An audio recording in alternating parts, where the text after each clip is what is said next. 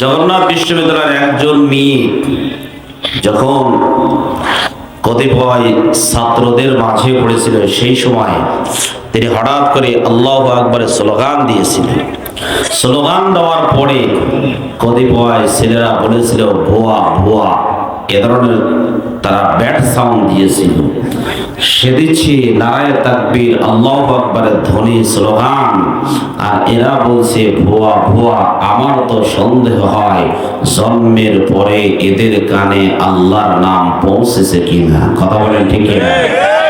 কারণ যাদের কাছে আল্লাহু আকবারের তাকবীরটা ভুয়া ভুয়া মনে হয়, জন্মের সময় এদের কানে এই তাকবীর মনে হয় পৌঁছায় না।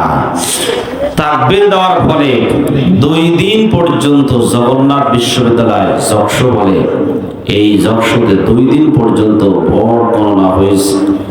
অনেক মেকানিজম করার চেষ্টা করা হয়েছিল, কিন্তু ইন্নাহুম ইয়াকিদুনা কাইদা ওয়া আকিদু কাইদা, ওরা ষড়যন্ত্র করে, আর ষড়যন্ত্রকারীদের জবাব দেওয়ার জন্য প্রস্তুত আছেন কে?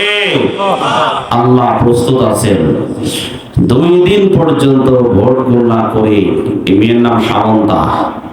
এই সামন্তা নামক মেয়ে সবগুলো হলেই সে বিজয়ী লাভ করেছে। সুবহানাল্লাহ। তাকবীর দিলে লাভ না লস? তাকবীর দিলেই সেখানে লাভ। শুধু তাই না, ভারতের এটা কলেজে আমাদের এক মুসলিম বোন যখন হিজাব পরে ক্লাস করার জন্য গিয়েছিলেন, ওই মেয়ের নাম মুস্কান। আপনারা শুনেছেন, কয়েক বছর আগে যখন ক্লাস করার জন্য ক্লাসে বিশ্ববিদ্যালয়ে যায়, সেই সময় হিন্দু লোকেরা গেরুয়া মানে লাল কাপড় পরে তাকে সেখান থেকে দৌড় দৌড় সাই সাই প্রবেশ করা যাবে না ইত্যাদি ইত্যাদি বলতেছিল। যখন চতুর্দিক থেকে তারা ঘিরে ধরেছে, আমার সেই একাকী বোন আল্লাহু আকবার আল্লাহু আকবার আল্লাহু আকবার যখন এরকম বারংবার নারায়ে তাকবীর ধ্বনি দিয়েছে, সেই সময় চতুষ্পার্শ্বে সেই হিন্দুদের সব শক্তি খর্ব করে দিয়েছেন কে?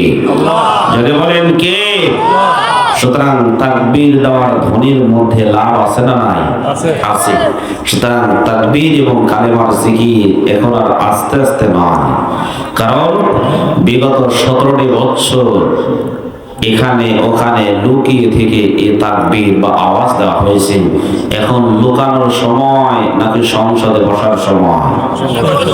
আস্তে বলেন, কিসের সময়? হ্যাঁ, আস্তে বলতে হবে, কারণ ওই পাশে আবার অন্যরা আছে, শুনতে পারে। যেন আস্তে আস্তে বলবেন, কেউ যেন না শোনে। এটা চিল্লা বলেন, দেখেন কিসের সময়?